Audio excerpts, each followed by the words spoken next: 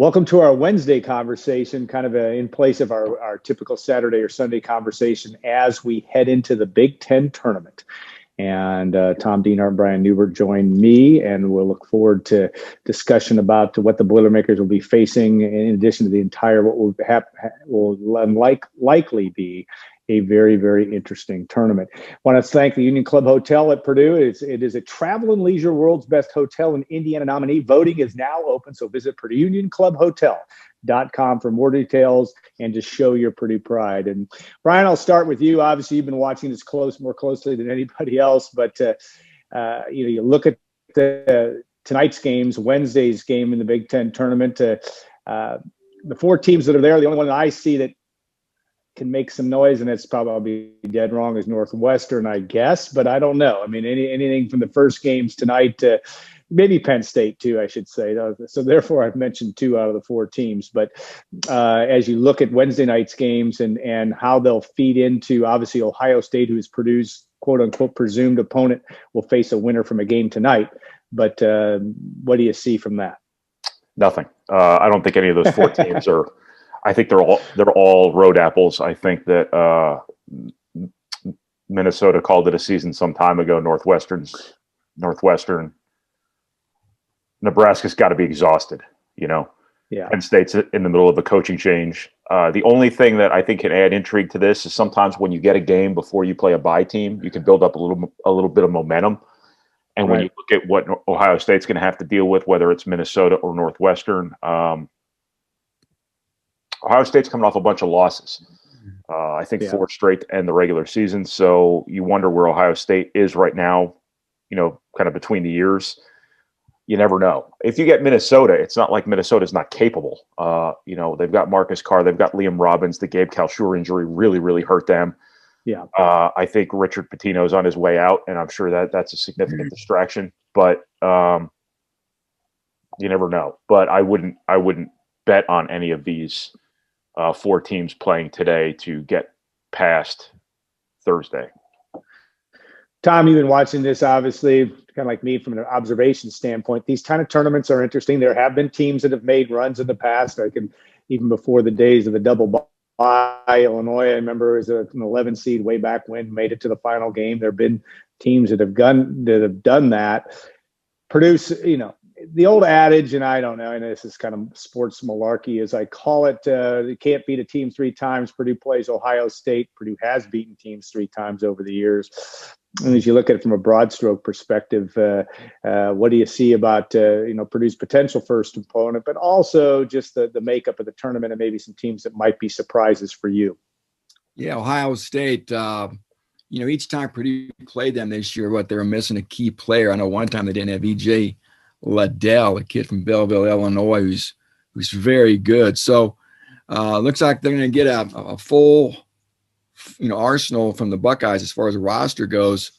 Like Brian noted, though, that they didn't play real well down the stretch. So regardless, I think there's maybe a little bit of sense of urgency for the Buckeyes. You'd like to think they would enjoy getting their feet back under them, having some momentum, tasting some success before the big dance commences the following week. So there's no doubt they're going to be a dangerous opponent. Guys, has there ever been maybe a more dangerous number 9 seed in the history of the Big Ten tournament than Michigan State this year? My goodness, you see them sitting to the top of that bracket. They open on Thursday against Maryland in an 11:30 Eastern time AM game. So yeah, the Spartans, who knows, guys, beat Maryland. Michigan's waiting. They just dispatched the Wolverines, right? We know about that rivalry. And then who knows? The Spartans, like I said, could be a team that could, as a 9 seed, I don't know. You think I'm crazy to think they could march all the way to the championship game? I'll be watching them and Rutgers too, guys. We've seen Rutgers up close. They're a good team, sort of a guard-oriented team, an athletic team. I think Rutgers is a squad that can get by IU, maybe give Illinois all it could handle on Friday. Brian, one thing about which is interesting about Michigan State, Maryland really has the biggest motivation if they're motivated, because they need to win. It appears that Michigan State is in the tournament, if you believe Joe Lunardi, and why wouldn't you? Again, he's right most of the time. Purdue, obviously a 4 seed, looks like on the 4 line.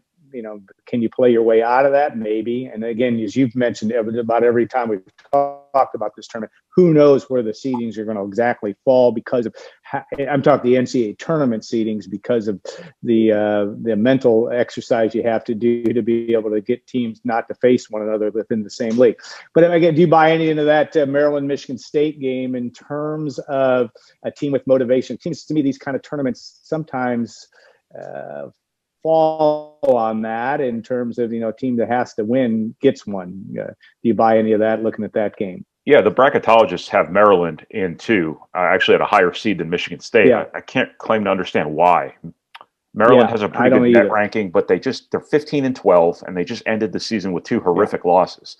And that the committee does look at how you finish up a season in a normal year. I can't imagine that being any different this year.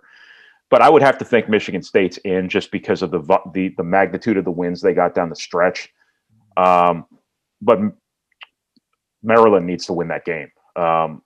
If they've already been getting tired of Mark Turgeon there for a couple of years now, and obviously he won a share of the Big Ten title last year, so that earned him, probably a little bit of cachet. But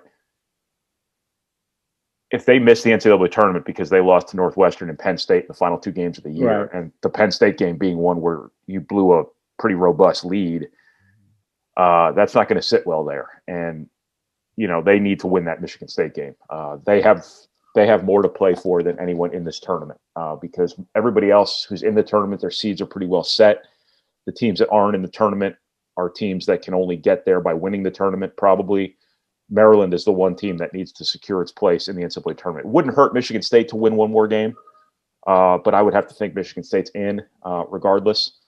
But I don't even know that for a fact. But I would have to think Maryland's in a more perilous position than Michigan State is. And I don't understand why bracketologists have Maryland in over Michigan State with a higher seed right now. I just don't get it. I didn't get some things last year about the way people had their brackets laid out. I didn't understand why Indiana was absolutely positively in the tournament going into the Big Ten tournament, and Purdue wasn't. I know Purdue had so few wins. That was a big deal. But when you looked at the net rankings, anyway, I think Maryland really needs to win that game. Yeah, I agree that, and I understand they're in there. And again, Lunardi and those guys typically aren't wrong, but it is a 15-13 record will be an interesting one to have to sweat out, I would think, Selection Sunday from that standpoint. Tom, Indiana's an interesting story, and obviously been a lot of talk about Archie Miller, and the Hoosiers have struggled. Did not look very good against Purdue. Haven't looked very good really the last bit of the season, with the exceptions of games against Iowa. Again, if anybody's going to make a big surprise, it would be a big surprise. Everybody's counting Indiana out, and good reason to do so. Any reason to think that they're going to muster anything down the stretch from your perspective? And I'll throw that to Brian as well, because he saw them in person on Saturday. Yeah, I tell you what, the way that team's playing, guys, they just can't shoot. I mean, the guard play has been horrific. Trace Jackson Davis has more than held his own. Been one of the better players in the conference, but again, the inability to shoot well, and you just wonder about the chemistry there, the intangibles. I think that's as big of an issue as maybe the poor shooting for IU. It seems like the wheels obviously are coming off in Bloomington. If you listen to the radio stations out of Indianapolis, if you read stories, I mean, the discord, the disgruntledness with Archie Miller, it's well documented. You think there's a movement afoot maybe to make a change. Who knows? But it's just a real hot spot right now, guys. And I guess I have a hard time envisioning this team really circling the wagons and making some, historic run here to get IU into the tournament. I think they're probably going to be a one and done here, and the speculation will simmer, then boil, and then probably become an inferno over the next month or so as to the future of Archie Miller down there. After just 4 short years, it's hard to believe. You look back, guys, at the coaches that have cycled through there since 9/11, and it's really stupefying. And again, now it looks like there could be more change there. I mean, it just makes you appreciate more and more what Purdue's got, right? With Matt Painter, the stability there. Heck, going back to 1980 when Gene Cady arrived, 2 head coaches in 40 years. I mean, we're seeing the fruits of that stability, the fruits of the culture, the fruits of the roots that Painter's been able to establish there, really start to take hold even more, guys. Brian obviously knows it better than all of us, but the best looks like it's yet to come here, guys. I think this is all house money right now. Unexpected success. Let the party continue. But I think everybody's really eager to see what the next year or two has to offer as well. You know, Brian, the $10 million buyout at Indiana, not that we're in the middle of IU's business because we don't, but it is an interesting dynamic. That's one storyline. But also the other thing, the team that they play, Rutgers, from your home state, at least, I know we saw them early in the year, and we saw them without Ron, we being Purdue, saw them play Purdue without Ron Harper Jr. But I like this team. I didn't see them play every game down the stretch, but what do you see out of Rutgers? Because this is a team to me that passes the eyeball test in a lot of ways, but kind of wasn't great in the Big Ten. Yeah, I don't know. I like their pieces. I like their experience. I like their talent level. I don't know if they have the greatest basketball IQ at times. I don't know. They should be. It blows my mind to be saying this about Rutgers, but they should be better than they are, I think. And I feel like, but that's kind of the Big Ten this year. Is you can have really good teams who can be 500 in the league because everybody else is really good, but you do kind of wonder if Rutgers hit its ceiling a little bit, because I don't know if you're going to have a better team than this ever at Rutgers. You have legitimate guys. Ron Harper's a legitimate all Big Ten guy. Jacob Young's had a great year. Geo Baker's had a really good career there. I think Miles Johnson's an NBA player, to be honest with you. I don't know if they ever really put it together and made that credible run at a Big Ten championship, anything like that. But they have had this group together forever, and this theoretically should have been the payout year. Now, I understand that assessing results in a pandemic year is a bit complicated, but I do think Rutgers maybe underachieved a little bit. And I'm not really sure why. That being said, they play Indiana in the first round of the Big Ten tournament here, or their first game in the Big Ten tournament, and they've given Indiana real problems too. So in terms of their Big Ten tournament outlook, I don't know if that first game is all that daunting for them. Indiana's decision-making in the backcourt is just – they are just so held back by their guards, by their guard play. Not just the shooting, it's the decision-making. It's the basketball IQ. They just have so many limitations from an offensive perspective. I don't think they really do a whole lot creatively on offense. I just think they're an easy team to scout. They're an easy team to guard, and that's probably part of the reason. Now, when I say they're easy to guard, Trace Jackson Davis is not easy to guard.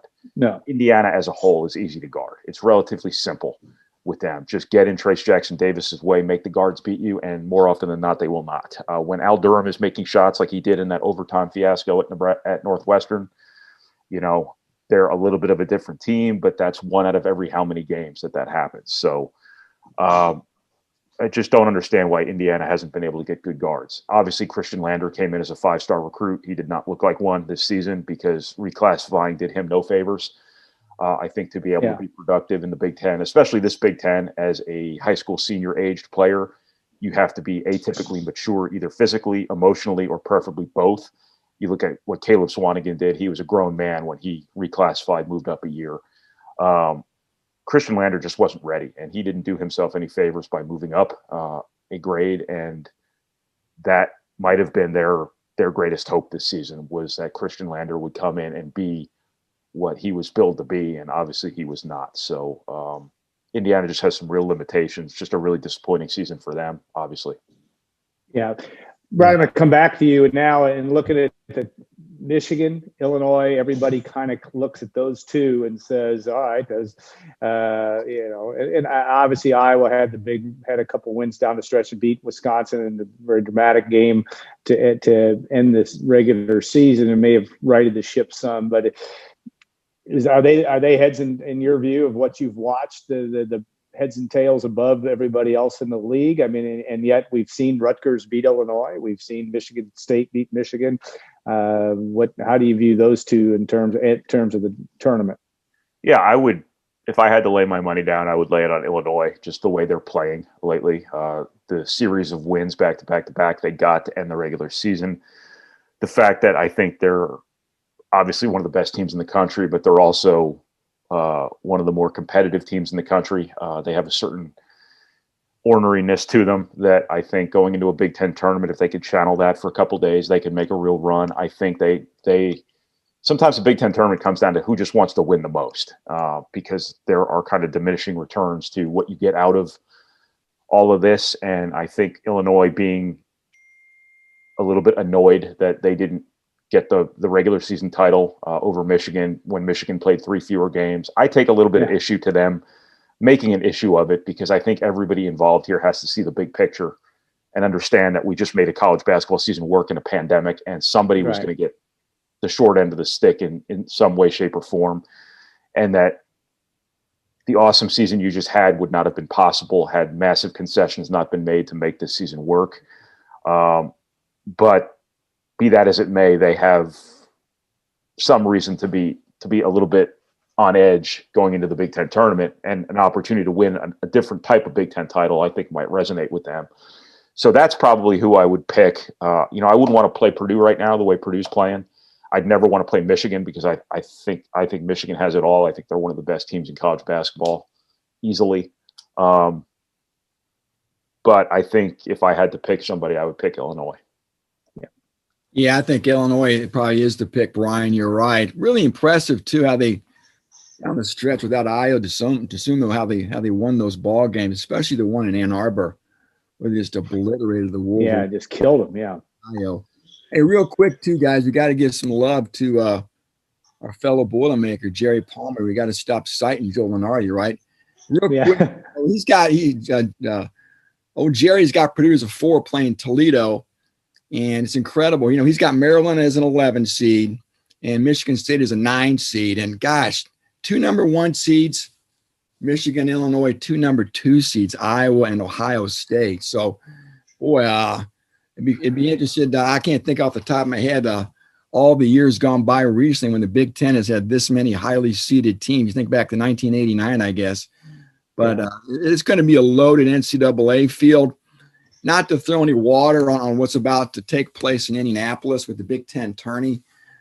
I just don't think much is going to change or impact these seeds, obviously, for the big dance. But again, back to Illinois, Brian's pick, my pick. Good or bad, you can spin Illinois' disgruntledness not being the Big Ten champ any way you want. I think they can use that as motivation, though, here, guys. And motivation coming from any source is good motivation. And Illinois could use that to propel itself to at least get the Big Ten tournament championship. So I would not want to play this team. I think they're going to be a buzzsaw. And again, I go back to Michigan State too. I'd love to hear your guys' opinion if you really think this is a team that could march by Maryland, march by Michigan, battle maybe Purdue, and then get all the way to Sunday to play maybe Illinois in that Big Ten championship game. Well, I'd like it if I'm Purdue to get another chance to play Michigan State as opposed to Michigan, but that may be overly simplified from that standpoint. Brian, you look at that, and how much do you broke down Ohio State Purdue, if assuming that game does come to fruition on Friday. Now you see Ohio State with a full roster. And yet Ohio State's trending in a different direction than Purdue to some extent right now. How much do you look at that as a breakdown to what you're going to see? Back to Michigan State real quick. I don't like their offensive firepower this season. I think when they've had success down the stretch, they've done it by uglying up the games and really getting physical and really getting really kind of making the kind of winning ugly. And I don't know how that plays in the postseason necessarily. So I'm not sure what their upside is. Both in the Big Ten tournament, but also the NCAA tournament when they get there. Regarding Purdue and Ohio State, Purdue won 2 really close games with Ohio State. Had to fight like hell to get both of them, arguably get a little bit lucky to win the second one. obviously Ohio State will be whole now. The first game they didn't have E.J. Liddell, which was huge, although I don't know if E.J. Liddell was what the first team all Big Ten version of E.J. Liddell then that he is now. The second time they didn't have C.J. Walker. That's not as big a deal, although he's kind of a solid point guard for them. So Purdue will see a little bit of a different Ohio State team this time around. But I just keep going back to how they finished the season. Now, winning streaks and losing streaks in the Big Ten have to be looked at critically, because when you lose 4 games in a row in the Big Ten and you look at who you played, when you look at who Ohio State lost to end the season, when you look at who Wisconsin lost to end the season, those were all good teams. You know, when you look at who Purdue beat over its 5-game winning streak, not to take anything away from Purdue, I think they benefited from playing a really tough schedule early in the Big Ten season, having to go to Iowa, having to go to Illinois, having to go to Rutgers when Rutgers was really good. I think that helped them. And then it made them better through the course of the season. It allowed you to win at Michigan State, allowed you to win at Ohio State. And then when you get down to the more manageable part of your schedule, where you get Penn State, Nebraska on the road, you get Indiana at home, you get Michigan State at home. And keep in mind, Michigan State had stepped it up after that Iowa game, and Purdue won anyway. You know, Wisconsin's still a good team. They were still a ranked team. They're still a good team. So Purdue beat good teams over that last 5.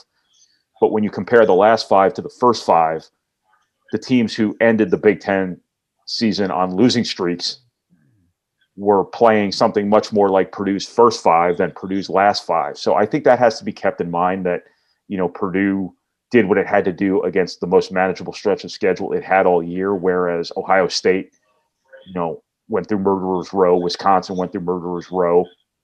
And so gauging people based on their most recent results in the Big Ten is kind of a complicated topic. But I think that Ohio State will give Purdue all it can handle. I think they're a good defensive team. I think Purdue's guards are going to have to be ready, obviously, to execute their offense at a very high level.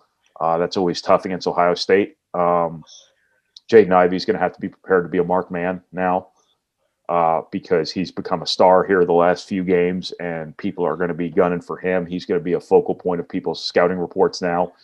And Purdue's got to get its big guys going. Purdue's got to get Travion Williams producing again the way he did earlier in the season, while maintaining what Zach Edey's been able to do. They have more offensive balance now than they've had all season. I think they're defending as well as they have all season, and I think Purdue just needs to keep trending upwards. If they do that, I think they'll stack up pretty well against Ohio State. But this should not be viewed as an opponent you swept in the regular season just because you happen to win both games. This is going to be a very difficult game for Purdue. Yeah, I think that's a true statement, and you know, we could go on another half hour with this and still not determine a clear-cut path for anybody in this tournament because of just what the Big Ten has been. So, guys, I want to thank you. Always interesting conversation. We look forward to Brian's coverage starting now, but obviously Purdue plays Friday at around 2:00 tip Eastern time for the Boilermakers against the Ohio State in all likelihood, but we'll find out. And then the Purdue would play on Saturday. If the Boilermakers get to in the second game, they would play the second game on Saturday if they get to that point. So, all right, we'll appreciate everybody watching and listening. We'll look forward to what will be an interesting tournament. We'll have another show next week leading into the NCAA tournament, as Brian will be burning the road between Indianapolis and Lafayette. West Lafayette, assuming that's where the Boilermakers play. So I want to thank the Union Club Hotel for its sponsorship of this Zoomcast, and also remind folks that if you're interested in subscribing to goldenblack.com, please we have free trial offers on the site all the time. Please consider that. We appreciate all of our sponsors and advertisers as well, in addition to the many, many people that subscribe to goldenblack.com. So have a great rest of the week. Enjoy the basketball, and we'll look forward to more next week on goldenblack.com.